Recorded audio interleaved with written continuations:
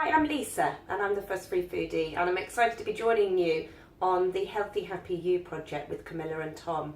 So I'm going to be doing the tutorials and the recipes for you, and I'm going to be starting this week with the mindful eating, showing you how to chop some vegetables. Now, everyone can chop vegetables, right? But it's about doing it mindfully and consciously and enjoying the process. And I think when you cook with love, then it shows up in the food as well. So I'm going to show you how to be chopping some great batons of carrots and cucumber, which are lovely for crudité, but just generally how to do a small dice and how to prep your veg. So what I'm going to do is to zoom in on the chopping board so you can see how I do it. So I'm starting with the carrot batons. Now with any chopping, to make life easier, I would always create a flat side. So I've peeled my carrot, I've topped and tailed it. I'm now going to chop a little bit off just to make it nice and flat, and that's going to make life really easy. When you're chopping, it's a really good idea to keep your fingers out of the way, obviously. So if you kind of make a claw and tuck your fingers away, your knuckles will be the guide, and you can actually rest the knife up against your knuckles. So what I'm going to do is to chop lengths of the carrot, and then I'm going to spin them over and make them into batons. So there you've got some really nice carrot batons, all nice and neat, all the same size. Lovely. Now, if you were making the minestrone soup, which is going to be on this week's recipe, all you need to do is just continue chopping to make a really nice small dice. And I think when you're having something like a minestrone, it's really nice if all the vegetables are all uniform. So that's how you do a carrot. Similarly, with the cucumber, what I like to do is to peel the skin off, especially if it's not an organic cucumber, because non-organic cucumbers tend to hold a lot of the pesticides in the actual skin. And I like to chop it in half to scoop out the inside, because that is the kind of soggy bit, which I'm not always too keen on.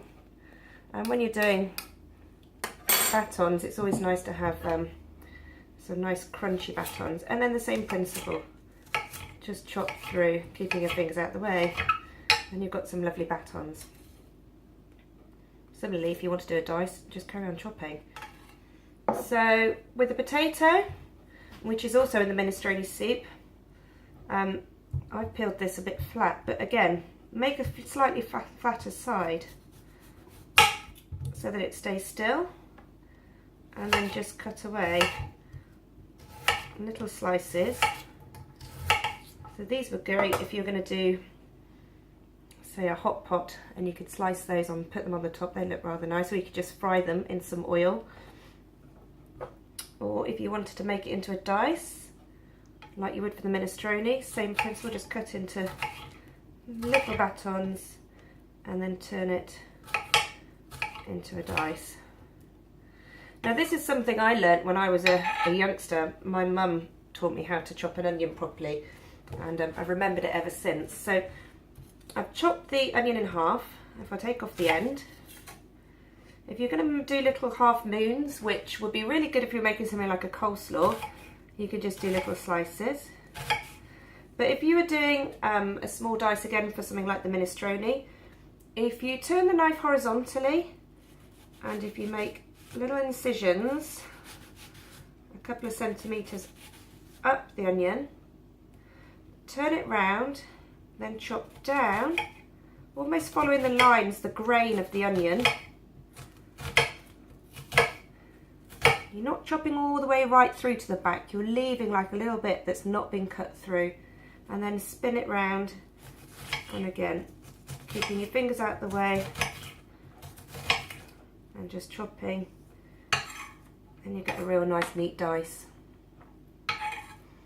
And finally, I just thought I'd add this on because at this time of year we've got some excellent greens. We've got some lovely kale and some cavolo nero, and the same principle works for chard as well actually.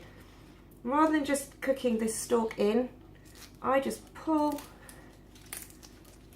the stalk out like that, and the same with your kale, just pull it off the stalk, and then you can just chop that as well. With something like chard, what I would tend to do is to do the same, but then I would chop the stalks and also put it into the saucepan or the frying pan first, just to chop it off. So there's your first tutorial on how to chop some vegetables. I hope you'll have a go at the minestrone soup. It's a personal favourite of mine.